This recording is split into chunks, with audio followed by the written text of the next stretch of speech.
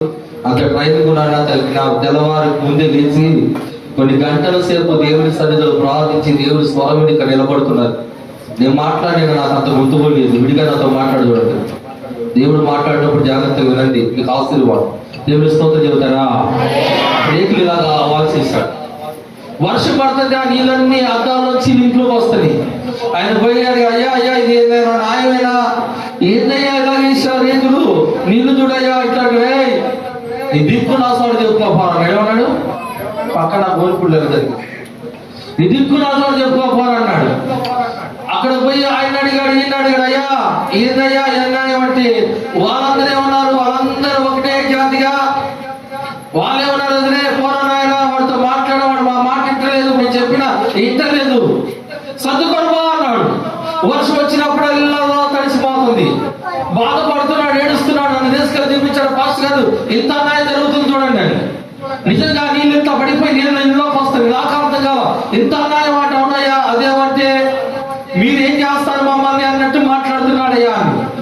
నువ్వు ఏం చేయలేవు, ప్రభు నమ్ముకున్నావు, దేవుడు చూడు ఒక దినం వస్తుంది దేవుడే దానికి జవాబిస్తాడు అని. ఈ రోజు నా ఇల్లు పాడుపడిపోతాడు, మూసేశారు ఆ ఇల్లు తెలుసా. ఒక్క సంవత్సరం నా ఇంట్లో 2 పిల్లలు చనిపోయారు. ఆ సంవత్సరం ఆ ఇంట్లో ఉన్న వాళ్ళు కాళ్ళు చేతులు ఇంగిపోయి చివరికి ఆ ఇల్లు తాళం వేయబడిందండి. ఈయన ఇల్లు మాత్రం అలాగే ఉంది. దేవుడికి స్తోత్రం చెప్పండి, హల్లెలూయా చెప్పండి, హల్లెలూయా. దేవుడు చూడటం లేదా? నీకు బలం ఉందని, బలగం ఉందని నీవు అన్యాయంగా నువ్వు దౌర్జన్యంగా నువ్వు దాన్ని ఆక్రమించుకుంటే దేవుడు అనుకుంటాడా?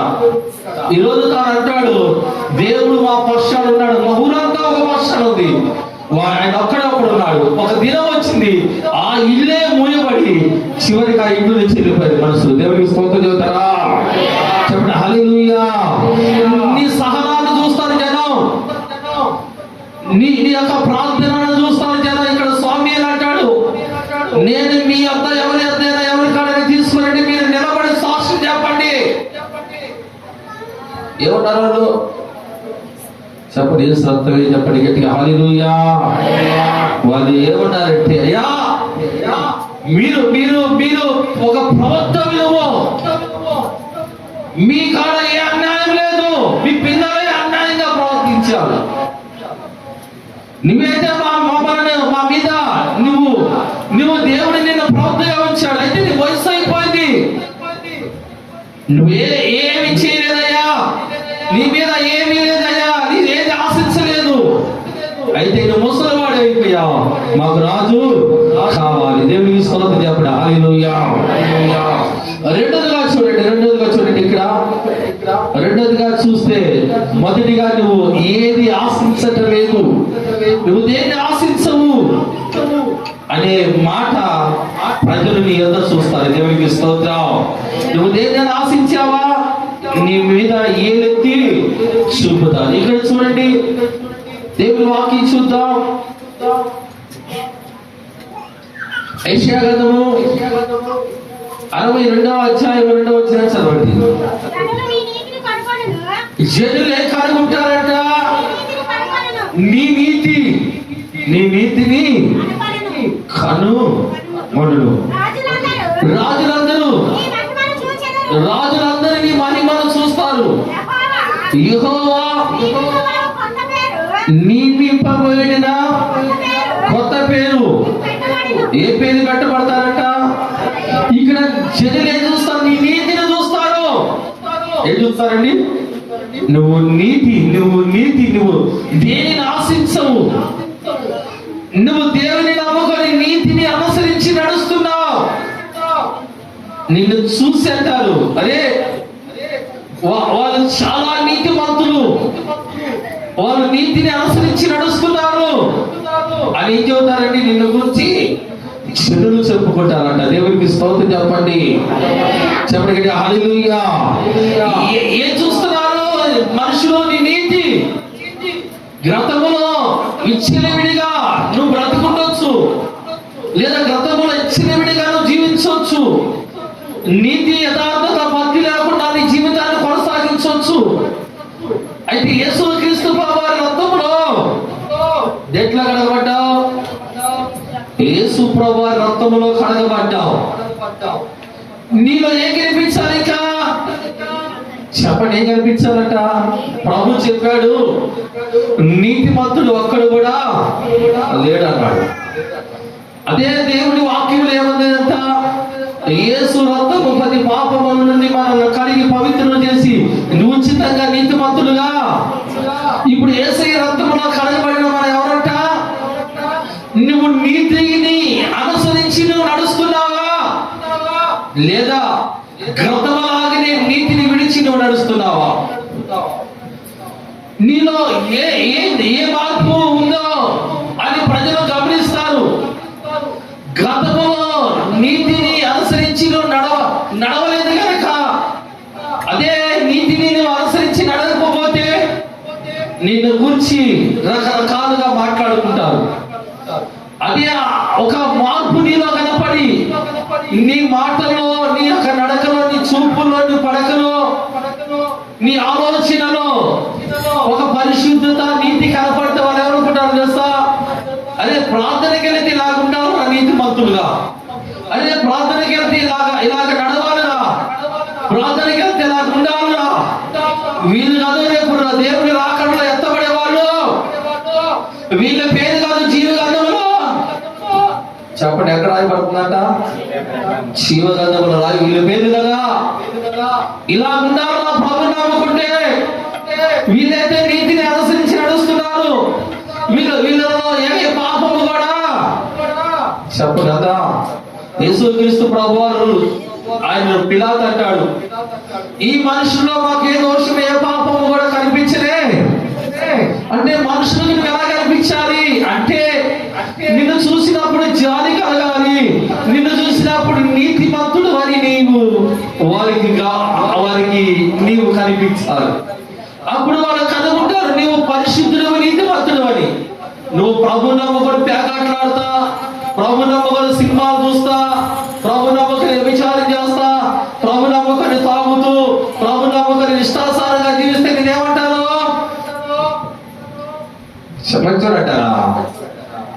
యేసు రక్తమే చెప్పండి గట్టి హల్లెలూయా.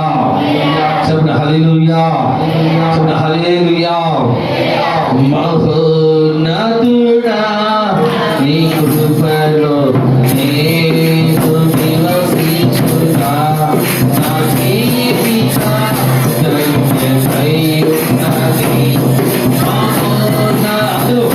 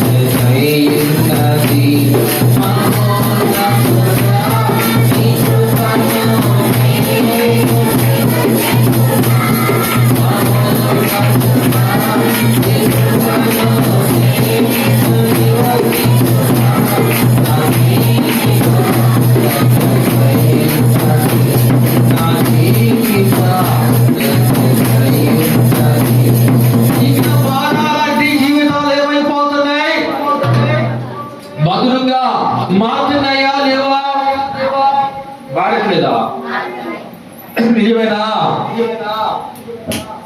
మానవాడి జీవితాలు మధురంగా మారుతున్నాయా? మారాలి. నువ్వు మధురంగా మార్చబడితే అనేకులని మధురముగా నువ్వు మార్చగలుగుతావు.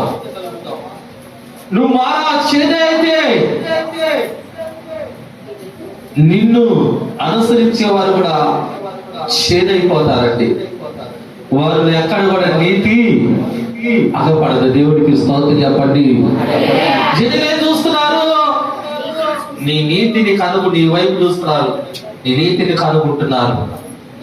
దేవుని వాక్యం వింటున్నా దేవుని బిడ్డలారా, దేవుని కొరకు మనం బ్రతకాలి. దేవుని వాక్యంలో మాటకి అపోస్తులైన పౌలు అంటాడు, నా మటుకి నేను బ్రతుకు తగ్గిస్తే చావేనా. చూడండి, ఆ తీర్మానం. దేవుని కొరకు ఒక తీర్మానాన్ని మనం కలిగి ఉండాలి. దేవుని రాకడలో మనం ఎత్తపడాలి. దేవుడు ఆకాశమును ఆయన మధ్యాకాశములకు వచ్చి బోరముదినప్పుడు రెప్ప మాటన క్రీస్తునందు మృతులైన వారంటే ప్రభు కొరకు ఎదురు చూసే వారందరూ కూడా రెప్ప మాటను శరీరాలు విడవబడతాయి. మహిమ శరీరాలు ధరించుకొని యేసుక్రీస్తు ప్రభువుని ఎదుర్కోవడానికి, ఎవరిని ఎదుర్కోవడానికి వెళ్తాం? యేసు రక్తమే చెప్పండి గట్టిగా హల్లెలూయా. నువ్వు మాలాగా ఉంటే ఎదుర్కొనలేవు, నువ్వు మధురంగా మార్చబడాలి. దేవునికి స్తోత్రం చెప్పండి హల్లెలూయా. మరొక వాక్యం చూద్దాం. ఇక్కడ చూడండి, ఆది కాండము 41వ అధ్యాయము 37వ అధ్యాయము 37వ వచనం చదవండి. ఆ మాట ఫరో దృష్టికి, అతను సమస్త సేవకుల దృష్టికి యుక్తమై ఉన్నది కనుక అతను తన సేవకులను పిలిచి, చూడండి, ఇతని వలె దేవుని ఆత్మ గల మనుషుని జీవనాడంటే పర్వాదు. ఇలాంటి మనిషి, ఈ మనిషి ఇతడు దేవుని ఆత్మ కలిగిన మనుషులు కనుక ఇటువంటి దేవుని ఆత్మ కలిగిన మనిషిని మనం కనుగొనగలమా? ఏమన్నాడండి? ఏ కనుక్కున్నాడు? యేసోపును చూసినప్పుడు ఫరో ఒక దర్శనాన్ని ద్వారా చెప్పాడండి. 7 మాసాలు కరువు దినాలు, 7 మాసాలు సమృద్ధి కలిగిన పంట, 7 మాసాలు కరువు వస్తుందని చెప్పాడు. ఈ మాటలో ఫరోకి యుద్ధమై ఉన్నాయి, దానికి అంగీకారంగా ఉన్నాయి. ఎవరు చెప్పలేకపోయారు ఆ మాట, ఆ కలభావం చెప్పలేకపోయారు. యేసోపు చెప్పినప్పుడు అంటున్నాడు, ఇతని వంటి దేవుని ఆత్మ కలిగిన మనిషిని మనము, అంటే ఎటువంటి ఆత్మ కలిగిన వాడంట చెప్పండి. ఏ ఆత్మ కలిగిన వాడు? ఏ ఆత్మ కలిగి ఉండాలంటున్నాడు ప్రభు. మనం కూడా దేవుని ఆత్మ కలిగిన వారే ఉండాలి. మనుషులు మనం చూసినప్పుడు ఈ మనిషి కూడా దేవుని ఆత్మ కలిగిన వాడు, ఈ మనిషిలో కూడా పరిశుద్ధ ఆత్మ ఉంది, ఈ మనుషులు దేవుని ఆత్మ కలిగిన వాడు కనుక తన కుటుంబమే గాని, తన జీవితమే గాని, తన మాటమే గాని, తను చెప్పే ప్రతి మాటే గాని అది దేవునికి మనుషులకు అనుకూలంగా ఉంది. దేవునికి స్తోత్రం చెప్పండి హల్లెలూయా. ఇక్కడ మనుషులు నిన్ను గమనిస్తారు. ఈ రోజున దేవుని ఆత్మ మనుషులో ఉన్నట్ల దేవుని ఆత్మ తొలగిపోతుంది. ఎందుకంటే ఆరంభంలో కనపడిన భక్తి ముగింపు వచ్చేసరికి కనపడతా. ఆరంభంలో నీ భక్తి రాకుందో అది ఇంకా ఎదుగుతూ ఉండాలి, ఇంకా ఎక్కువగా ముగింపులో ఉండాలి. ఆరంభంలోనే ఎదిగించబడి కొద్ది రోజులకి ఆగిపోయేటట్టు మన భక్తి. యేసుక్రీస్తు ప్రభువారు అంజూరపు చెట్టు వద్దకు వచ్చాడు. ఏ చెట్టు వద్దకు వచ్చాడండి? వింటున్నారా? యేసు రక్తం ఏం చెప్పండి గట్టిగా హల్లెలూయా, హల్లెలూయా, హల్లెలూయా. అంజూర చెట్టు వద్దకు వచ్చాడు. ఆ చెట్టు ఎలా ఉందట? ఇది ప్రాముఖ్యంగా ప్రభు చెప్పిన మాట అండి. ఇది ఒక ఉపమానం రీతిగా ప్రభు చెప్పాడు. అంటే ఈరోజు క్రైస్తత్వం ఎలాగుందని ప్రభు మనకు చెప్పిన మాట అది. ఆకులు ఎలాగున్నాయి చెప్పండి? ఆకులు ఎలాగున్నాయి? పచ్చగా ఉన్నాయి. ఉన్నాయా లేవా? ఏముందనుకుని వెళ్ళాడు ప్రభు దగ్గరికి? అదో ఇంత పచ్చగా ఉన్న చెట్టులో ఫలాలు ఎందుకుంటావు అని ప్రభు ఆ ఫలాలు దగ్గరికి వాటి కొరకి ఎదిగినప్పుడు ఆయనకి ఏ ఫలము కూడా, ఒక్క ఫలము కూడా దొరకలేదట. వెంటనే ప్రభు ఏం చేశాడు చెప్పండి, ఏం చేశాడు? ఏం చెప్పండి గట్టిగా. ఈ రోజున ఎలాగంటే ఆకులు వలె పచ్చగా ఉన్న క్రైస్తత్వముగా కావాల్సింది ప్రభుకి. ఫలాలిచ్చే క్రైస్తత్వము ప్రభు కావాలి. మనము బాగా నీట్గా వైట్ అండ్ వైట్ బట్టలు వేసుకొని బైబుల్ తీసుకొని ప్రార్థనకి వెళ్ళినంత మాత్రమే కాదు, ఏమున్నారంట మనలో ఆత్మ సంబంధమైన ఫలాలు ఉండాలి. ప్రార్థన వారానికి ఒక్కసారి వచ్చి మన ఆత్మ సంబంధమైన జీవితం ఎదగదు. నువ్వు ప్రతిదినం కూడా ప్రభుతో కలిసి నువ్వు నడవాలి. ప్రతిదినం కూడా నువ్వు ప్రార్థనా జీవితాన్ని కలిగి ఉన్నప్పుడు పరిశుద్ధాత్మ నీ మీదకి వస్తుంది. దేవునికి స్తోత్రం చెప్పండి, చెప్పండి హల్లెలూయా. ప్రభు చెప్పాడు, ఆయనను పరిశుద్ధాత్మ మీ మీదకి రాగా మీరు శక్తి నందుదురు. అప్పుడు యెరూషలేము సమరయ యెరూషలేము భూమి దిగంత వరకు మీరు వెళ్ళి మీరు సువార్తను మీరు పరిశుద్ధాత్మతో నింపబడిన వారైనప్పుడు ఎలాంటి అన్నాడు. వీళ్ళందరూ కూడా పెంతెకొస్తు దినమంతా మేడ గదిలో కూర్చొని ఏం చేస్తున్నారు? మాట్లాడుకుంటున్నారు పరిశుద్ధాత్మ కొరకు. అవునా అవునా?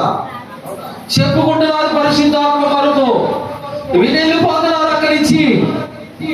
ఒక్కరు కూడా చెప్పట్ల, కాదంటే చెప్పట్ల. ఏమో అక్కడ ముందరేమో పాస్టర్ చదువుతున్నారు అన్నట్టు. నాకు ఎక్కడ లేదు. వాళ్ళు ఏం చేస్తున్నారు? ఈ పరిశుద్ధాత్మ గురించి విన్నవారు దాని కొరకు వాళ్ళందరూ ఆ మేడ గదిలో కూడుకొని చేస్తున్నారు. చెప్పండి, ప్రార్థన, ఒక బలమైన ప్రార్థన చేస్తుండగా అకస్మాత్తుగా పరిశుద్ధాత్ముడు అక్కడికి దిగి వచ్చలేదండి.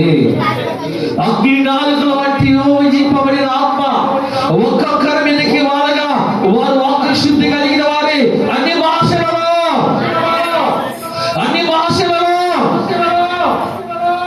ఏం మాట్లాడారట? అన్ని భాషలలో మాట్లాడుతున్నారు. తిరిగి వాళ్ళు వేశారు సువార్త చెప్పడానికి. ఏ సేవలో తెలియదని పారిపోయి దాక్కున్న వాళ్ళు వేశారు వాక్యం చెప్పడానికి.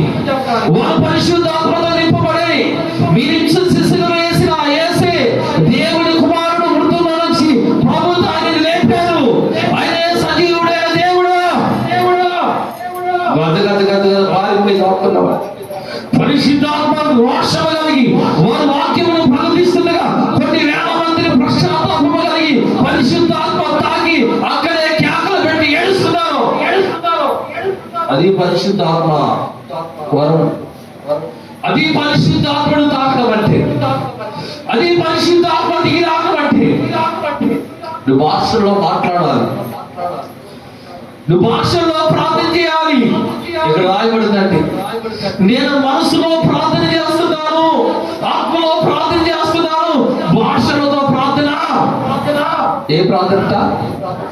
దైవజనుడు చెప్పాడంటే ప్రతిరోజు కూడా ఉదయం 1 గంట భాషలో ప్రార్థన చేసేవారంట, రాత్రి 1 గంట భాషలో ప్రార్థన చేసేవారంట. ఈ భాషలతో మాట్లాడుతున్నప్పుడు పరిశుద్ధాత్మతో నింపబడిన నీవు ఇంకా అనేక భాషల్లో ప్రార్థన చేయడం ప్రారంభమవుతుంది. అప్పుడు ప్రజలు నిన్ను చూసినప్పుడు అనుకుంటారు, ఇదిగో పరిశుద్ధాత్మతో నింపబడిన సహోదరి, ఇదిగో పరిశుద్ధాత్మ నింపబడిన సహోదరుడు అని. నువ్వు ఆత్మ సంబంధమైన ఆత్మ కలిగిన మనుషుడు అని ప్రజలు నీ గురించి చెప్పుకుంటారండి. దేవునికి స్తోత్రం చెబుతారా? చెప్పండి హల్లెలూయా. మూడవదిగా చూడండి, 4వదిగా చూడండి. ఇక్కడ 4వదిగా ఇర్మీయా గ్రంథము 9వ అధ్యాయం 11వ వచనం చదవండి త్వరగా. ఇర్మీయా గ్రంథం. అందుకు యెహోవా ఇలాగా సెలవిచ్చుచున్నాడు. అమ్మా ఇర్మీయా గ్రంథం 9:17 అమ్మా. సైన్యములకు అధిపతియగు యెహోవా ఇలాగంట. ఇలాగా అంటే దేవుడు ఇలాగ మనతో నీతో నాతో మాట్లాడుతున్నాడట. ఆలోచించు, నీతోనే సహోదరి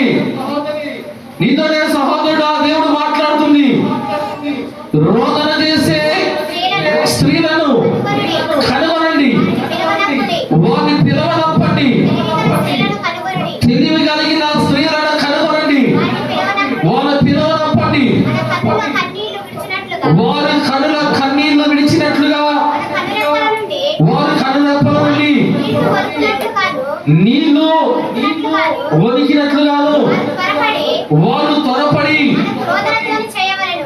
రోదన ఏం చేయాలంటే నీళ్ళు రోదనతోని చేయవలెను. మనము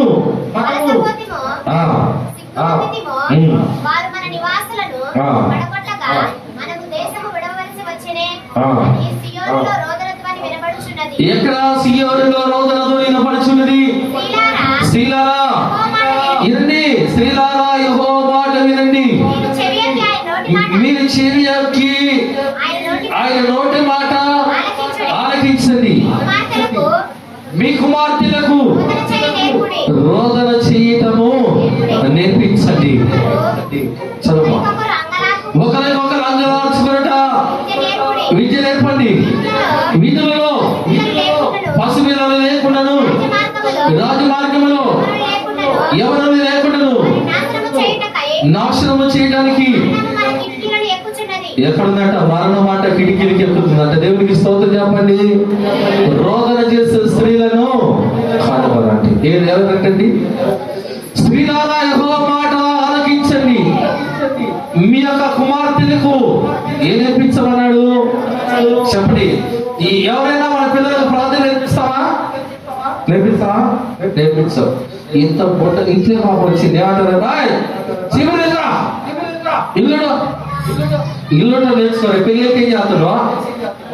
ఇల్లు నేర్పిస్తారు. తర్వాత అట్లు కడుగు ఈ నేర్పించాలి ఒక ప్రాముఖ్యమే. తర్వాత వీటిని ఎంత శ్రద్ధగా మన పిల్లలకు నేర్పిస్తున్నామో అదే శ్రద్ధగా మన పిల్లలకు ప్రార్థన కూడా నేర్పించమంటున్నాడు దేవుడు. నీవు పని చేస్తే రేపు నీ బిడ్డ భవిష్యత్తు, రేపు పెళ్ళి నాటి కన్నా నీ పిల్లల భవిష్యత్తుని ఆలోచిస్తున్నావు. ప్రార్థన చేయడం నేర్పిస్తే వారి పిల్లల భవిష్యత్తు గురించి దేవుడు ఆలోచిస్తాడో నేర్పిస్తాడు. దేవునికి స్తోత్రం. ఇప్పుడు ఎవరు నేర్చుకో రోదన చేస్తే స్త్రీలు చెప్పండి కనుగొన్నావా? దేవుడు రోదన చేసే స్త్రీలను కనుగొనమంటున్నాడు. ఈ రోజున దేవుడి వాక్యం వింటున్నా మనము రోదన చేసే వారిగా ఉండాలి. దేవుడి సన్నిధిలో క్రమంగా మీరు వస్తున్నారు కానీ క్రమంలో తక్కువ వస్తున్నారు. దాని వలన మనకి రావాల్సిన దీవెనలు దూరం అవుతాయి. దేవుని మందిరంలో మనము ఎలా ఉంటున్నామో కూడా మనం ఆలోచించాలి. దేవుని మందిరం ఇది. దేవుని ఎవరి ఇల్లండి? ఇది ఎవరి ఇల్లు చెప్పండి. ఏంటంటే దేవుని ఇల్లు.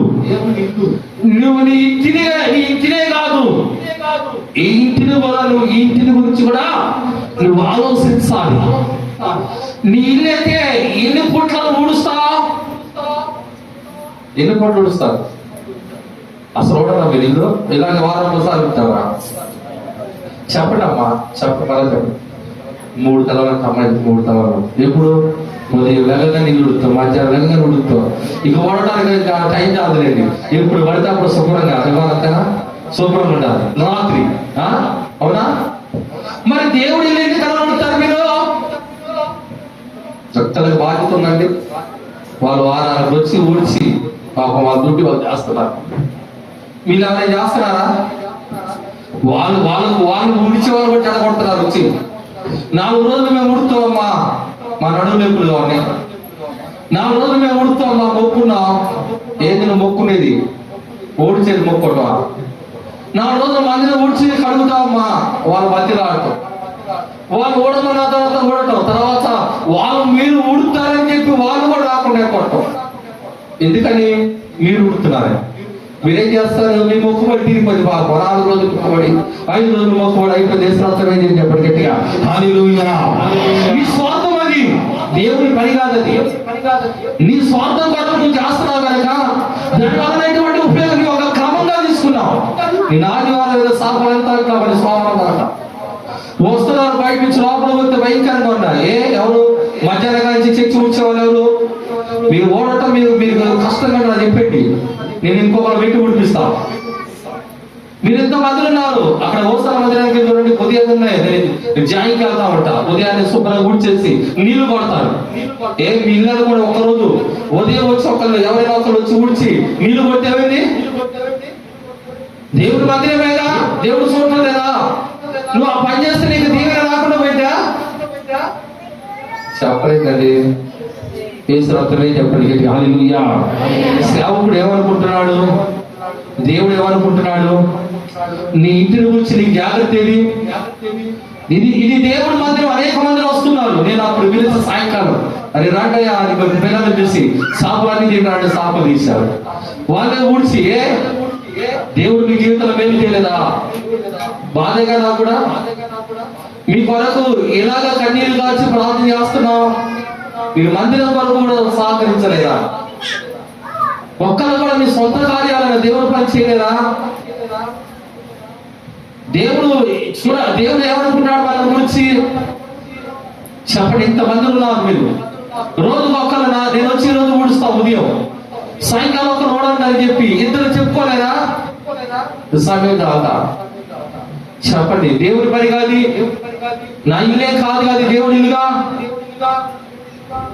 కీగా ఉంటారు తెలుసా ఈ పని చేయడానికి. దీని విలువ తెలుసుకోవాలి. ఒక రోజు నరేసన్న గారు బాగా వినండి, మాట చెబుతున్నారు, మాట నేను ముగిస్తాను. మద్రాసులో మీటింగ్ జరుగుతుంది. ఏసన్న గారు సమర్పించుకున్నారు సేవకి. అక్కడ మద్రాసులో అక్కడ జరుగుతున్న పరిచర్యలో ఆయన పని చేయాలని గబా అందరూ కూర్చొని ఉండగా భోజనాలు వడ్డిద్దామని భోజనం తీసుకొని వచ్చారట. అలాగా వడ్డీపోతారు. పాస్టర్ ఏసరా రే అన్నాడట. అయ్యారు రే ఏంద్రా అయ్యా అన్నాడు. అభిషేకించబడ్డారు నాకు పోరాటం అన్నాడు. భోజనం వడ్డించడానికి అభిషేకం రాలేదండి, ఉన్నాడు ఆడబెట్టి మళ్ళీ వెళ్ళాడు. తర్వాత ఆయన ఊరుకోవడం గంప తీసుకొని రెడీగా ఉన్నాడు. నేను తీసుకొని నాకు భోజనం వడ్డించడానికి అవకాశం లేదు, ఇస్తరాకులేనా వదిలిపెట్టకూడదు అన్నాడు. ఇంకా ఆవిడ తిన్న తర్వాత రెడీగా గబా వెళ్ళాడు. రే అన్నాడట. అయ్యా ఏంద్రా ఇస్తరాకు దానికోసం అభిషేకం ఉన్నవాడు ఉన్నారు పార. ఆయన అంటాడు, ఆ పని ఆ దినాల్లో నాకు చేయాలంటే దొరకలేదు. ఈ రోజున ఆ ఇస్తరాకులు ఎత్తడానికి కలెక్టర్ వచ్చి నిల్చుంటారంట. ఆ ఇస్తరాకులు ఎత్త పెద్ద ఐఏఎస్ ఆఫీసర్ వచ్చి నిల్చుంటారంట. ఏం చేయడానికి? ఆ గుడారాల పండుగలు ఇస్తరాకులు ఎత్తడానికండి, ఆ గుడారాల పండుగలు అన్నాలు కొట్టడానికండి, ఆ గుడారాల పండుగలు అన్నాలు పోయడానికండి. ఎవరు వస్తారంట? పెద్ద పెద్దోళ్ళు. దేవుని పని అని మనము ఇష్టపడి అది ఏదైనా ఇంతదైనా అది చేస్తే దేవుని యొక్క ఆశీర్వాదాలన్నీ మన మీదకి వచ్చేస్తాయి. దేవునికి స్తోత్రం. దేవుడు అంటాడు, ఈ మనిషి నా పని చేస్తున్నాడు, నేను చెప్పేది నా పని కాదండి, నాది గొప్ప పనే కాదు, నాకు గొప్ప ఇవన్నీ పెట్టిన తర్వాత నేను వచ్చి మైక్ వైపు తీసుకొని అది గొప్ప పని. నాకంటే ముందుగా వచ్చి ఊడుస్తారు కదా. చెప్పండి, నేను ఈ రోజు ఏం చేశాను తెలుసా? చాలా ఆలస్యమైంది. ఈరోజు సాపులు వేసాడు, చెందు పాటలు పాడుతున్నాడు. ఈరోజు నేను గబా వచ్చి కుర్చీ నన్ను గబా వేసేసా. ఏమేసాను? టకా కుర్చీలు పెంచి కుర్చీలు సరిగ్గా ఉండేలేమని చూసాం. మన సరిగ్గా వేసా, సాపులు సరిగ్గా ఉండేలేమని చెప్పాను. నేను చాలా కండిషన్ మా దైవం నేర్పించాడు. సాపుల మన సరిగ్గా సర్దుకుంటే వెళ్ళా. తర్వాత అప్పుడు వెళ్ళి స్నానం చేసి ఇంక రెడీ అయ్యి తిరిగి వచ్చేసా. నాకు ఆ కుర్చీ రాస్తేనే నాకు ఎంత సంతోషం ఉంది తెలుసా? ఎవరికి దొరకదండి ఆ పని. ఈ రోజున మనం ఏం చేయాలి? మారండి. దేవుని మిగిలింది ఉదయాన్నే ఒక రుచి ఆ బయట కొద్దిగా నీళ్ళు చల్లాలండి. సాయంకాలం వచ్చి ఒకరు ఓడవండి. బుధవారం ప్రార్థన నుండి చర్చి ఊడటానికి రాండి. శనివారం ప్రార్థన నుండి చర్చి ఊడటానికి రాండి. ఆదివారం మాత్రం మీరు చేయొద్దు. ఆదివారం ఇక్కడ పరిచయం చేసే బిడ్డలు ఉన్నారు, వాళ్ళు చేస్తారు. విడిగా ఉన్న సమయాల్లో మీ వంతు సహకారం మీరు అందించండి. మిమ్మల్ని గురించి దేవుడు నమ్మకమైన బిడ్డలని దేవుడు చెప్పుకున్నట్టు ప్రారంభిస్తాడు. దేవుడికి స్తోత్రం చెప్పండి హల్లెలూయా. మోసే అంటాడు, నా ఇల్లంతటిలో మోసే నమ్మకమైన వాడు. ఇక్కడికి బయట నుంచి అన్నిలు వస్తారు. ఇక్కడికి అన్ని నుంచి లోపలికి వచ్చి ప్రార్థన చేసుకోవడానికి వస్తారు. ఒక్కొక్క టైంలో నేను వచ్చినప్పుడు వాళ్ళే ఊడుస్తా ఉన్నారు. అనిలు వాళ్ళు ఊడుస్తా ఉన్నారు. పర్వాలేదమ్మా వస్తానంటే, అయ్యా మాకు ఇది మాకు ఎక్కడ దొరికింది అయ్యా అని. మందిరం ఇది దేవుడి మందిరం కనుక మీరు జాగ్రత్తగా మీకు మీకు కుదరకపోతే నాకు చెప్పండి, నాకు కుదరదని ఇంకొకరికి ఆ పనిని నేను అప్పగిస్తాను. అంతేగాని పనిని మధ్యలో అసలు మీరు వస్తారని చూసి వాళ్ళు మీరు చేస్తారని చూసి చివరికి ఎవరు చేయకుండా అట్లా ఉంటే ఎలాగాది అది ఆలోచించాలి. ఈరోజు గతంలో ఒకసారి ఇలాగ జరిగింది, ఇప్పుడు కూడా ఇలాగ జరిగింది. ఇది ఎప్పుడు కూడా మీరు రానివద్దు. మీరు మీరు మధ్యాహ్నం ఊడ్చేవారు ఉంటే ఓడవండి.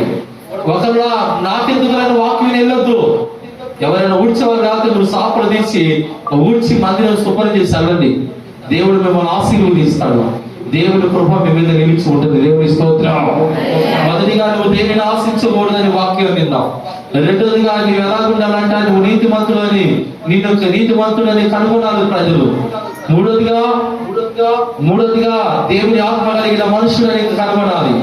నాలుగోదిగా రోదన చేసే స్త్రీలను చెప్పండి ఏమన్నట రోదన చేసే స్త్రీలను కనుగొనడం కాబట్టి అటువంటి కృప మన అందరి మీద దేవుడు ఆ కృపను కుమ్మరించి మనందరినీ ఈ విధముగా దేవుడు మార్చి ఆయన నిత్యత్వంలో మనం అందరం కూడా ఉండి ఆయనతో కలిసి నడిచినముగా దేవుడు వాక్యాన్ని మనందరిని ఆశీర్వదించి దీవించును గాక. కళ్ళు మూసుకోండి. చిన్న ప్రార్థన చేయండి. దేవుడి వాక్యం విన్న దేవుడు ప్రార్థించాలి. ఇదొక నియమం. ప్రభువా ప్రార్థన చేయాలి. ప్రభువా సహాయం చేయవద్దు. మీ దాసుడు ద్వారా మీరు మాతో మాట్లాడారయ్యా. మీ దాసుడు ద్వారా మీరు మాతో మాట్లాడినందుకు మీ స్తోత్రం. నిజమే ప్రభువా, మమ్మల్ని చూస్తున్న మనుషులు మాలో ఏముందని కనుగొనాలి. ఏముంటుందని కనుగొంటున్నారు. పరిశుద్ధంగా ఉందా అయ్యా? అయ్యా అయ్యా ఎదుటి వారిని మేము ఆశించుకుంటున్నావా? అయ్యా దేవుని ఆత్మ కలిగి మేము ఉన్నామా? ప్రభువా రోదన కలిగి స్త్రీలకు కావాలి మేము ఉన్నామా అని అందరూ కూడా ప్రార్థించు. దేవుని పని విషయంలో దేవుని ఇంటి విషయంలో నమ్మకంగా ఉంటున్నావా? నమ్మకంగా దేవుని పని చేస్తున్నావా? మందిర విషయంలో ఎలాగున్నావు? దేవుని పని విషయంలో ఎలాగున్నావు? ఎలాగుంటున్నావు? మనము మన అవసరానికి దేవుని పని చేస్తున్నావా? దేవుని పనిని మన జాగ్రత్తగా ఒక బాధ్యతగా చేస్తున్నావా? అవసరాన్ని బట్టి మనం దేవుడిని అవసరాన్ని బట్టి మనం దేవుడు పని చేస్తే ఇంకొకసారి దేవుడు